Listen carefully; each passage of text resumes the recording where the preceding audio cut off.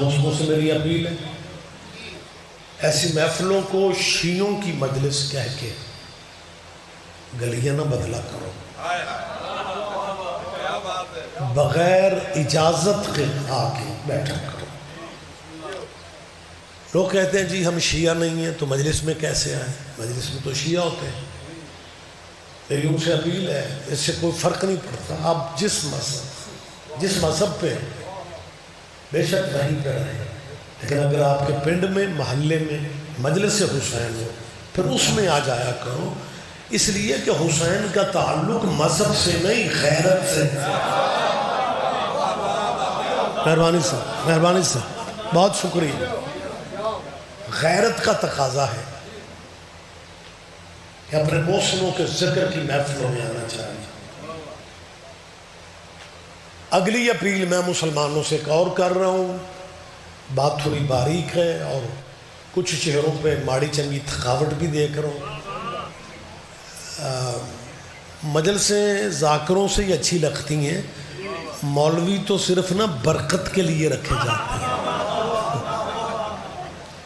لیکن آپ زحمت فرمائیں، تھوڑی بڑی لمبی چوڑی بات ہی نہیں ہے، آپ کی سوچوں سے بھی جلدی گفتگو مجھے مکمل کرنا ہے۔ اہل اسلام بھائیوں سے میں اپیلیں کرتا رہتا ہوں، آج بھی کہہ رہا ہوں مجلسوں میں آ جایا کرو، ماتم جب تک سمجھ نہیں آتی تب تک نہ کرو۔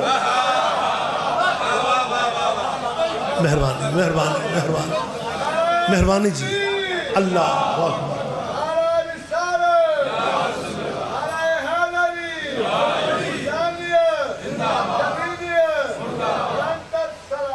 اللہم صلی علی محمد۔ میں نے کیا کہا ہے کہ ماتم جب تک سمجھ نہیں آتی تب تک سارے شیعہ بھی ماتم کب کرتے ہیں؟ کچھ وہ ہیں جو ماتمی کی جوتی اٹھانا جنت سمجھتے ہیں، کچھ وہ ہیں جو ایک ہاتھ سے ماتم کر لیتے ہیں، کچھ دونوں ہاتھوں کا ماتم کر لیتے ہیں، کچھ زنجیر کا ماتم، کما زنی کا ماتم۔ ماتم کا تعلق کیونکہ عشق سے ہے، اور عشق میں درجے ہوتے ہیں، کوئی ایک ہاتھ والا ہے کوئی دو ہاتھوں، یہ درجے ہیں۔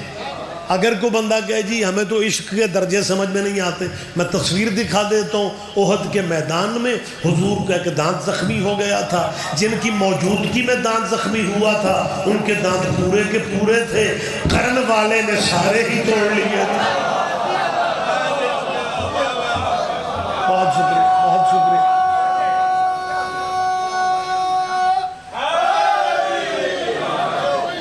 متوجہ تو ہے سرکار۔ اور صاحبان گرامی قدر، اب ایسے قرنی کے بارے میں آپ ہسٹری ان کی پڑھیں، ان کے سلسلے اہل اسلام میں تو ایک روحانی سلسلہ بھی اب ایسے قرنی کا موجود ہے۔ یہ نبی کا وہ عاشق تھا جس نے ساری زندگی حضور کو دیکھا نہیں، حالانکہ صحابی اسے کہتے ہیں جو حضور کی زیارت کرے۔ یہ عشق والی بازی جیت گیا۔ اس نے بیٹا سارے نوجوان بھی موجود ہیں، اب ایسے قرنی کا مقبرہ جو ہے، مالک آپ کو زیارتوں کے سفر نصیب فرمائے۔ شام اور عراق کے بارڈر پہ ایک رقہ شہر ہے، وہاں کی زبان میں رگہ بھی کہتے ہیں، وہاں پہ نبی کے صحابہ کی حضرت عمار یاسر کی بھی قبر ہے، ایک صحابی اور ہیں، اور درمیان میں حضرت خواجہ اویس قرنی ہے۔ گجرات والوں مجھے آج تک سمجھ نہیں آئی، رقہ میں قبریں صحابیوں کی ہیں، زیارت کرنے صرف شیعہ جاتے ہیں۔ ہاں یہ ہو بہت شکریہ۔ لہٰذا یہ یک طرفہ ٹریفک نہ چلایا کرو کہ جی بس ہم صحابہ کو مانتے ہیں اور شیعہ صحابہ کو نہیں مانتے، ایسا نہیں ہے۔ صحابی 2 4 6 تو ہیں نہیں، حضور کی ظاہری زندگی کے پردہ فرمانے والا جو سال ہے، اس میں حضور جب حج سے واپس آتے ہیں اور ساحل غدیر پہ ولایت امیر کا اعلان کرتے ہیں تو 1,22,000 بندہ وہاں پہ موجود تھا۔ 1,22,000، اس میں سے میں 90,000 معاف کر رہا ہوں، 32,000 صحابیوں کے نام مجھے بتاؤ۔ کہتے ہیں شاہ جی اتنے نام تو ہمیں یاد ہی نہیں ہے۔ تیرے بھی کیا کہنے، تجھے 1.25 صحابیوں کے نام یاد نہ رہے، تیرا اسلام ٹھیک ہی ہے۔ ہمیں اگر 2-3 یاد نہیں رہے قیامت لے آئے۔ مہربانی سید، بہت شکریہ، بہت شکریہ۔ ہم احترام کرنے والے لوگ ہیں، بہت شکریہ۔ ہم کسی کی دل آزاری کا تصور بھی نہیں کرتے۔ ہمیں کہانیاں بچوں کو، طلباء و طالبات کو سنا دی جاتی ہیں، یہ جی صحابہ کرام کی توہین کرتے ہیں، ان کی محفلوں میں نہ جاؤ، ان سے تعلق واسطہ نہ رکھو، یہ صحابہ کی گستاخی کرتے ہیں۔ کیمرے لگے ہوئے ہیں اور میں کوئی بیٹھک یا ڈرائنگ روم میں بات نہیں کر رہا، میں پبلک میں بات کر رہا ہوں، ساؤنڈ پہ بات کر رہا ہوں اور اپنی حیثیت کو سمجھتے ہوئے بات کر رہا ہوں کہ جناب کہتے ہیں شیعہ صحابہ کی گستاخیاں کرتے ہیں۔ آج کے دن یہ بات یاد رکھنا، گستاخیاں وہ کرتے ہیں جن کے مرشد گستاخ ہیں۔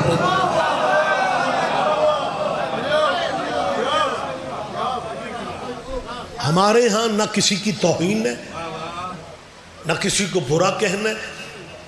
ہاں یہ ضرور کہتے ہیں جو جس کا مقام ہے اسے اس کے مقام پہ رکھو۔ یہ بابا جی ممتاز شاہ جی یہ کیب میرے خیال کو 42-4500 کی، جوتے 13,000 کے، جوتوں کی قیمت زیادہ سمجھ کے جگہ بدل لوں۔ نہیں پتہ نہیں آپ ذہنی طور پہ کہاں ہیں۔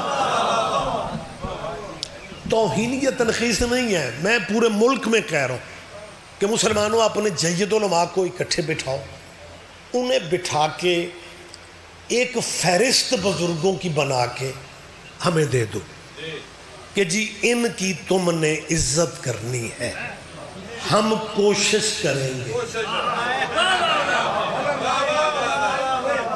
کہ آپ کے معیار پہ پورا اتریں۔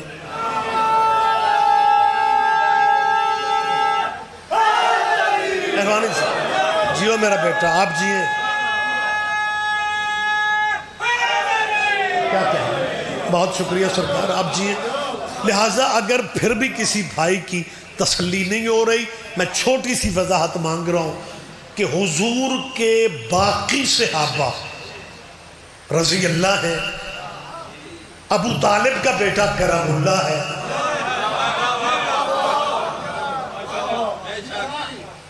یہ ضیاء الحق کے دور میں سلیبس میں تبدیلیاں کی گئیں، وگرنہ مسلمانوں کے لٹریچر میں حضرت علی کا نام بڑی سے بڑی کتاب بھی اٹھا کے دیکھ لیں، وہاں وہ اپنے عقیدے کے مطابق مولا کائنات کو کیا لکھتے؟ کرم اللہ وجہہ۔ جو ریگولر مجلسوں میں آتے ہیں انہیں ترجموں کی ضرورت نہیں ہے، جو کبھی کبھی تشریف لاتے ہیں ان کے لیے ترجمہ کرنا پڑے گا۔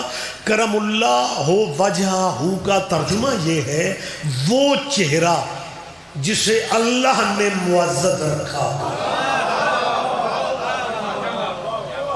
وہ چہرہ۔ اور مجھے اگر آپ اجازت دیں ایک چھوٹی سی میں اور بات آپ سے کہنا چاہ رہا ہوں۔ ذوالفقار علی بھٹو، میں زندہ موجود باتیں کرتا ہوں، ذوالفقار علی بھٹو بے نظیر کے بابا شہید بھٹو کی کابینہ میں ایک مذہبی امور کے منسٹر تھے، مولانا کوثر نیازی صاحب، موجودہ وزیر اعظم کے وہ ضلع فیلو تھے، وہ بھی میاں والی کے نیازی تھے۔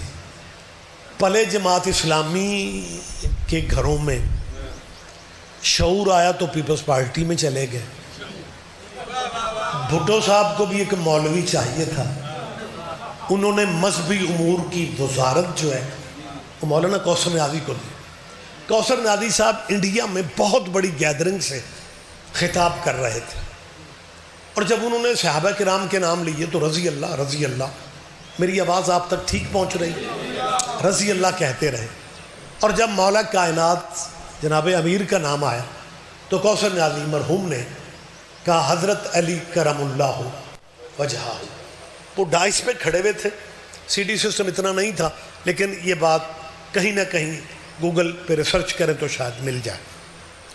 ڈائس پہ چٹ آئی، جہاں پہ وہ کھڑے ہوئے تقریر کر رہے تھے نا، وہاں انڈیا کے کسی مسلمان نے چٹ بھیجی کہ آپ یہ صحابیوں کو آپ نے رضی اللہ کہا، علی کو آپ نے کرم اللہ کہا.